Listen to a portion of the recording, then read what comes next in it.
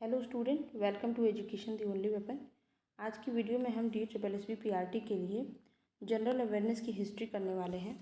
और ये इसमें हम क्या पढ़ने वाले हैं, तो मॉडर्न हिस्ट्री में कुछ बहुत ऐसे वक्तव्य होते हैं, कुछ नारे होते हैं, कुछ वचन, बहुत सारी चीज़ें ऐसी बोली गई हैं महान पर्सनालिटीज़ के द्वारा, जो चर्चित व्यक्ति हैं या जो उस वक्त के स्वतंत्रता सेनानी थे, उनके द्वारा जो बातें बोली गई हैं।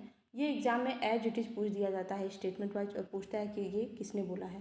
तो मैंने बहुत सेलेक्टेड चीज़ें ली हैं जो कि बहुत ज़्यादा पूछने के चांस है इसके, मतलब सेलेक्टेड है। वैसे तो बहुत सारी चीज़ें पढ़ी हैं देखने को, पर ये क्वेश्चन में प्रीवियस ईयर पेपर में भी और बहुत सारे कॉम्पिटिटिव एग्जाम में इसकी बहुत सारे पूछे गए हैं ये, इसलिए मैंने बहुत सेलेक्टेड चीज़ें ली हैं, तो वो हम देखेंगे यहाँ पे। चलिए स्टार्ट करते हैं।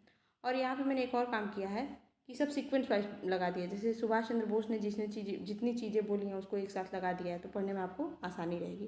ठीक है, तो दिल्ली चलो, जय हिंद और तुम मुझे खून दो मैं तुम्हें आज़ादी दूंगा, ये दोनों नारे और ये वचन, ये तीनों चीज़ जो है, ये तीनों नारे जो हैं सुभाष चंद्र बोस ने बोली है। ठीक है, तो आपको याद रखना है, दिल्ली चलो, जय हिंद, तुम मुझे खून दो मैं तुम्हें आज़ादी दूंगा, ये किसने बोला है? सुभाष चंद्र बोस ने बोला है। अब अगला चलते हैं हम भगत सिंह का। तो भगत सिंह ने भी 3 वक्तव्य बोले हैं जो बहुत फेमस थे। इनकलाब जिंदाबाद भगत सिंह का नारा था। साम्राज्यवाद का नाश हो, ये भी भगत सिंह ने बोला था। और क्रांति की तलवार में धार वैचारिक पत्थर पर रगड़ने से आती है। ठीक है, ये बात जो है भगत सिंह ने बोली थी। ठीक है, 1 मिनट, यस। तो ये बात जो है भगत सिंह ने बोली है, सॉरी। और महात्मा गांधी ने 2 बातें बोली थी, 3 बातें इनकी भी थी। करो या मरो, हे राम और भारत छोड़ो। हे राम तो सबको पता रहता है, पर भारत छोड़ो वाली बात भी आपको दिमाग में रखनी है। तो भारत छोड़ो और हे राम और करो या मरो, ये 3 बातें जो है महात्मा गांधी की बहुत ही चर्चित नारे के रूप में फेमस हुई थी। और जवाहरलाल नेहरू ने क्या बोला था? पूर्ण स्वराज, ये भी इनका नारा था। आराम हराम है, ये भी जवाहरलाल नेहरू का नारा है। और इनकी एक पुस्तक आई थी, who lives in India if India dies, मतलब अगर इंडिया ही मर जाएगा तो जिएगा कौन यहाँ पे, मतलब इनकी एक बुक थी। तो ये इसका जो हेडलाइन है ये बहुत फेमस हुआ था। ठीक है, जवाहरलाल नेहरू का। चलिए अगला देखते हैं। ये मतलब आपने अगर एग्जाम दिया है, कॉम्पिटिटिव एग्जाम, आपको रट गया होगा, ये इतनी बार पूछा है। दयानंद सरस्वती का वेदों की ओर लौटो, ये किसने बोला है? इसके बारे में ऑप्शन में आपको बहुत बार स्वामी विवेकानंद लगा देता है, तो बहुत ज़्यादा कन्फ्यूजन हो जाता है। बट इसको बोला कौन है? दयानंद सरस्वती। इसको भी याद करने का एक ट्रिक याद रख सकते हैं। वेद, जैसे हम बोलते हैं ना कि माँ सरस्वती जो है ये शिक्षा और क्या नाम है, ये ज्ञान की माता है, ये याद आप रखते हैं। इस तरह से हमको याद रहता है कि ज्ञान की माता कौन है, शिक्षा की माता कौन है, तो ये हमारी है माँ सरस्वती। तो वेद शिक्षा से रिलेटेड है, तो इससे हमें याद रहेगा दयानंद सरस्वती। ठीक है, थोड़ा सा मतलब इस तरह से याद कर सकते हैं। LBS यानी कि लाल बहादुर शास्त्री का एक बहुत इंपॉर्टेंट कथन था, जय जवान जय किसान, ये भी आप याद रखेंगे, ये हमारे प्राइम मिनिस्टर रह चुके थे, हैं सॉरी। सरदार वल्लभ भाई पटेल का सबसे फेमस नारा था कि टैक्स मत दो, कर मत दो, ये किसने बोला था? सरदार वल्लभ भाई पटेल ने बोला था। ठीक है, संपूर्ण क्रांति JPN ने बोली थी, जयप्रकाश नारायण ने बोली थी ये बात, तो ये आप याद रखेंगे। वैसे ये उतना नहीं पूछा, बट स्टिल मुझे इम्पोर्टेंट लगा कि मे बी एक एग्ज़ाम में पूछा था तो पूछ सकता है। संपूर्ण क्रांति जो है जयप्रकाश नारायण ने बोली थी। बहुत चर्चित बात है वंदे मातरम, किसने बोली है? ये हमारा जो गाना है, जो राष्ट्र में हम अक्सर ये चीज़ें रहती हैं कि कई बार पूछता है कि राष्ट्रगीत कौन है, राष्ट्रगान कौन है, तो उसके किसने एक्चुअल में लिखा है, कौन सी भाषा में ये एक्चुअली लिखा हुआ है, ये सारी चीज़ें बहुत बार पूछती है।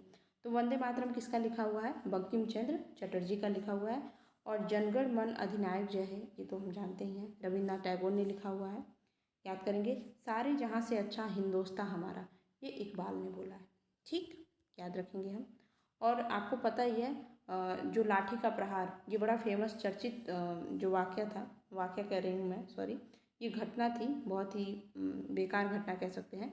लाला लाजपत राय के ऊपर जो लाठी का प्रहार हुआ था, तो उसको लेकर के लाला लाजपत राय ने एक वक्तव्य बोला था कि साइमन कमीशन वापस जाओ। एक तो इनका ये नारा था, और दूसरी चीज़ इन्होंने बोला था कि मेरे सिर पर लाठी का एक एक प्रहार अंग्रेजी शासन के ताबूत की कील साबित होगा। ठीक है, और सच में इनके बाद इनके जाने के बाद बहुत सारी चीज़ें होती हैं जो हमने पिछली वीडियो में देखी भी थी। ठीक है, तो ये 2 नारे जो हैं लाला लाजपत राय के थे। ये तो इनका वक्तव्य था, बाकी ये साइमन गो बैक वाला ये नारा था। ठीक है, अब्दुल कलाम आज़ाद इन्होंने बोला था मुसलमान मूर्ख थे जो उन्होंने सुरक्षा की मांग की, और हिंदू उनसे भी मूर्ख थे जिन्होंने उस मांग को ठुकरा दिया। ये बोला था अबुल कलाम आज़ाद। ये एक्चुअली ये चीज़ें क्यों हो रही थी, ये सारे अंग्रेज़ के इन्फ्लुएंस में हो रही थी। एज यू नो कि अंग्रेज़ों का नारा क्या था, उनका यही फंडा ही था कि फूट डालो और राज करो। तो वो बेसिकली हमारे इंडिया को बांट देते थे, उसके बाद से वहाँ पे अपना राज रखते थे। वहाँ पे चीज़ें यही है कि अंग्रेज़ों ने इसी तरह से पूरे 200 साल आराम से गुजार लिए, और बाद में जब रियलाइजेशन हुआ तो टुगेदर हुए सभी लोग। तो ठीक है, यहाँ पे हमने सारी चीज़ें देख ली। ये इंपॉर्टेंट है बहुत ज़्यादा, 1-2 क्वेश्चन बन सकते हैं यहाँ से, तो आप याद रखेंगे। ठीक है, इसको मैं टेलीग्राम में शेयर कर दूँगी। बाकी 1-2 इंपॉर्टेंट चीज़ मैं आपको बता देती हूँ। जो हमारा DSSB PRT का जो जनरल अवेयरनेस है, GA है, उसकी हमने पॉलिटी पूरी तरह से कंप्लीट कर ली है। चैनल पे सारी वीडियो पड़ी, आप जाके देख सकते हैं। हिस्ट्री की मैंने 4-5 वीडियो अपलोड कर दी है।